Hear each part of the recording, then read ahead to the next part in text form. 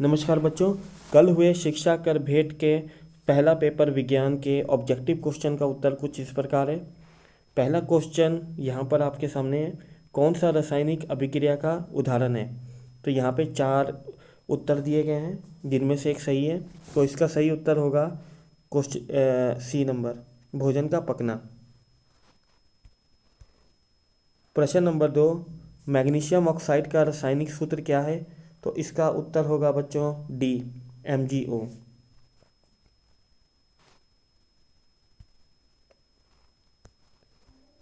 प्रश्न नंबर 3, अपच का उपचार करने के लिए निम्न में से किस औषधि का उपयोग होता है। तो यहाँ पे 4 उत्तर दिए गए हैं जिनमें से सही उत्तर होगा सी, एंटासिड। क्वेश्चन नंबर 4, इमली में पाया जाने वाला अम्ल है। तो बच्चों इसका सही उत्तर होगा बी, टार्टरिक अम्ल।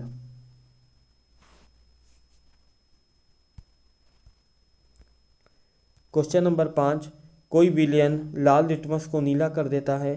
तो इसका pH संबता क्या होगा। तो यहाँ पे लाल लिटमस को नीला कर देता है, इसका मतलब है बच्चों यह क्षार होगा। और क्षार का जो भी मान होता है वो pH स्केल में 7 से ज़्यादा होता है, 7 से 14 के बीच में होता है। तो यहाँ 7 से 14 के बीच में बच्चों हमारा जो उत्तर होगा वो डी होगा। क्वेश्चन नंबर 6, तांबा और टीन के मिश्र धातु को क्या कहते हैं। तो बच्चों इसका सही उत्तर होगा ए, कांसा। क्वेश्चन नंबर 7, कौन सा धातु कमरे के तापमान पर द्रव अवस्था में पाया जाता है। तो यहाँ पे धातु की बात हो रही है और वह कमरे के तापमान पर द्रव अवस्था में पाया जाता है। तो इसका सही उत्तर होगा सी, पारा।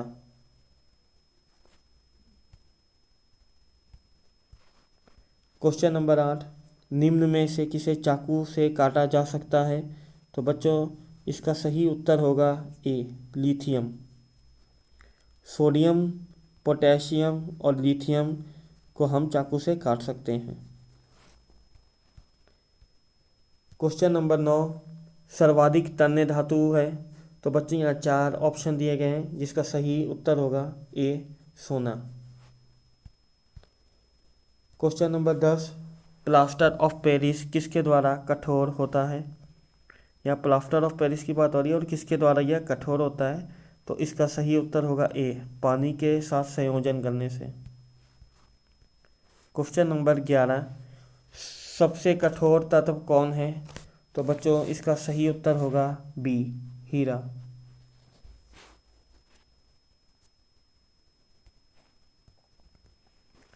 क्वेश्चन नंबर 12, सिनेबार किसका अयस्क है। सिनेबार किसका अयस्क है। तो बच्चों इसका सही उत्तर होगा बी, पारा।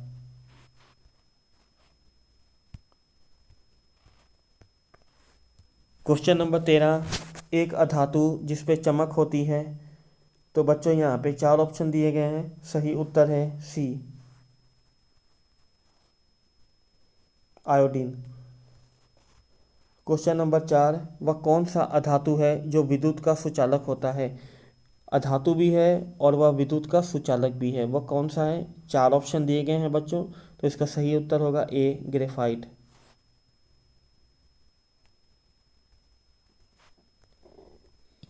प्रश्न नंबर 15, पादप में जाइलम का क्या कार्य होता है।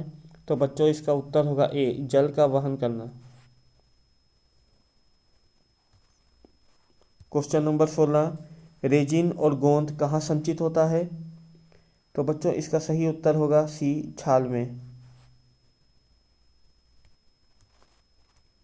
क्वेश्चन नंबर 17, प्रकाश संश्लेषण द्वारा किसकी प्राप्ति होती है। तो बच्चों प्रकाश संश्लेषण द्वारा ग्लूकोज की प्राप्ति होती है।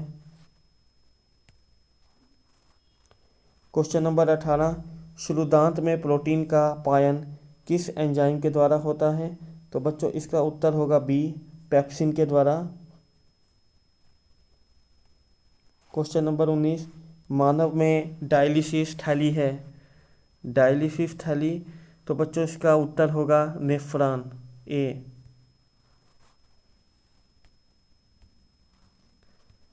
प्रश्न नंबर 20, दो तंत्रिका कोशिका के मध्य खाली स्थान को क्या कहते हैं? तो बच्चों इसका उत्तर होगा बी, सिनेप्स।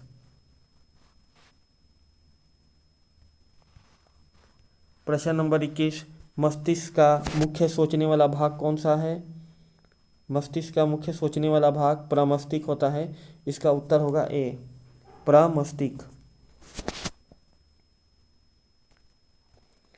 प्रश्न नंबर 22, अनैच्छिक क्रियाएं जैसे रक्तदाब, ताड़ना, वामन आदि मस्तिष्क के किस भाग द्वारा नियंत्रित होता है? तो बच्चों इसका उत्तर हो जाएगा सी, मेडुला। प्रश्न नंबर 23, परागकणों के प्रकेसर से वर्तिकाग्रतक स्थानांतरण की प्रक्रिया को क्या कहते हैं? तो बच्चों इसका उत्तर हो जाएगा ए, परागण।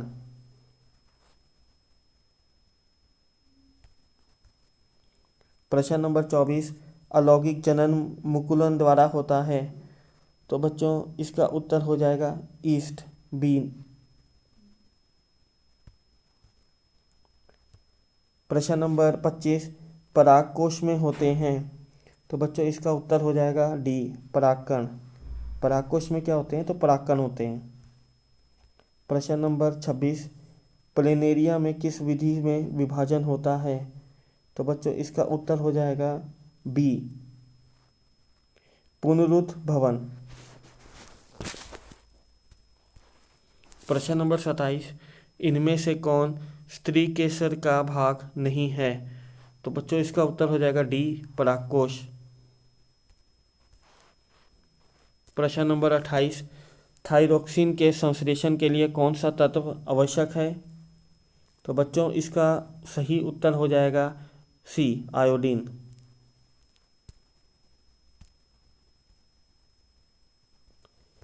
प्रश्न नंबर 29, निम्न में से कौन सा पदार्थ लेस बनाने के लिए प्रयुक्त नहीं किया जा सकता है? तो बच्चों इसका उत्तर हो जाएगा मिट्टी।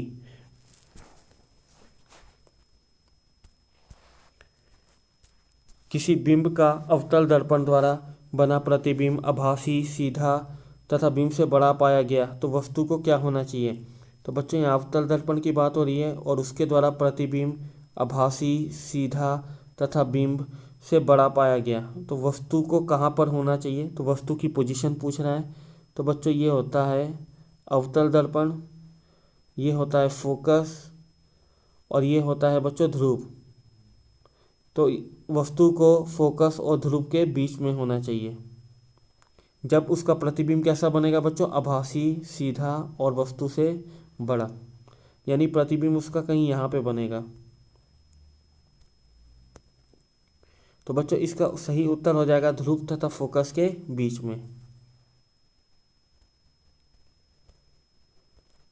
अगला क्वेश्चन है बच्चों, गोलीय दर्पण की फोकस दूरी और वक्रता त्रिज्या में क्या संबंध है? तो फोकस दूरी और वक्रता त्रिज्या, फोकस दूरी को हम F से डिनोट करते हैं और वक्रता त्रिज्या को R से दर्शाते हैं। तो बच्चों इनके बीच में जो संबंध है वो होता है R 2 गुना F, यानी इसका उत्तर हो जाएगा ए। जो वक्रता त्रिज्या होती है वह फोकस दूरी की दुगनी होती है।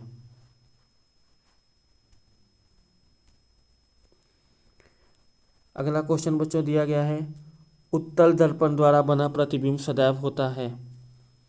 उत्तल दर्पण इस तरीके का बच्चों होता है, इसके द्वारा जो प्रतिबिंब हमेशा सीधा और आभासी बनता है। इसका उत्तर हो जाएगा बी, सीधा एवं आभासी। प्रश्न नंबर 33, लेंस की क्षमता का एसआई मात्रक क्या है? यहाँ पे लेंस की क्षमता जो होती है उसका एसआई मात्रक पूछा जा रहा है, तो इसे बच्चों डायोप्टर कहते हैं। अगला क्वेश्चन है क्वेश्चन नंबर 34, वाहनों के परिदृश्य दर्पण के रूप में किस दर्पण का उपयोग किया जाता है? बच्चों गाड़ियों में जो पीछे की गाड़ी देखने के लिए हम किस दर्पण का इस्तेमाल करते हैं? तो वो है बच्चों उत्तल दर्पण का, जिसको साइड मिरर भी कहा जाता है। तो बच्चों वो उत्तल दर्पण होता है। लेंस की क्षमता और फोकस दूरी में क्या संबंध है?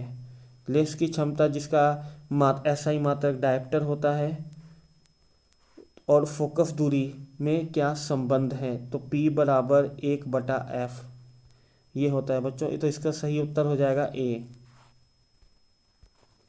आँख के रंगीन भाग को क्या कहा जाता है? तो बच्चों इसका उत्तर हो जाएगा बी, परितारिका कहा जाता है। क्वेश्चन नंबर 37, मानव नेत्र के जिस भाग पर वस्तु का प्रतिबिंब बनता है वह क्या है? तो वह है बच्चों दृष्टि पटल। ठीक है, किस भाग पर वस्तु का प्रतिबिंब बनता है? तो वो है दृष्टि पटल है। सामान्य नेत्र के लिए निकट बिंदु क्या है? तो बच्चों इसका उत्तर होगा बी, 25 सेंटीमीटर। प्रश्न नंबर 29, नेत्र में प्रवेश करने वाले प्रकाश की मात्रा को कौन नियंत्रित करता है? तो बच्चों इसका उत्तर हो जाएगा ए, पुतली। क्वेश्चन नंबर 40, जरा दूर दृष्टि किस लेंस से दूर किया जाता है? तो बच्चों इसका उत्तर हो जाएगा सी, द्विफोकसी लेंस।